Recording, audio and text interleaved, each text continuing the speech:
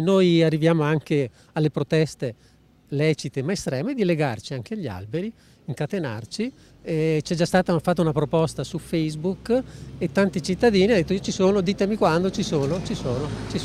Disposti a tutto per salvare i platani anche secolari di via Bissola Mestre. Intanto la petizione via social contro l'abbattimento degli alberi in questione ha già superato quota 2000 firmatari che si dicono contrari a quanto sembra sia stato deciso a tavolino dall'assessore alla mobilità Renato Boraso e dal presidente della municipalità Vincenzo Conte, ovvero abbattere una decina dei platani lato Istituto Berna fino a via Baglioni. Più o meno la zona è questa, insomma. Zona scuola. Zona scuola, sì. Poi lei diceva comunque che sarebbero da sistemare anche i tombini, perché? Sì, allora è un problema grosso anche di questa strada, me ne rendo conto che giro in bicicletta anch'io, ci sono dei tombini che sono all'interno, diciamo, della pavimentazione, dell'asfalto, e quindi chi in bicicletta passa davanti a questi tombini deve scartare per non impuntarsi con la bicicletta. E andare in strada. Esatto. Con gli studenti ciclisti che rischiano di essere investiti eppure a loro volta a causa di incidenti per via del dislivello dei tombini, riconosciuto il problema di sicurezza sulla strada dagli ambientalisti che prima di dar vita alla protesta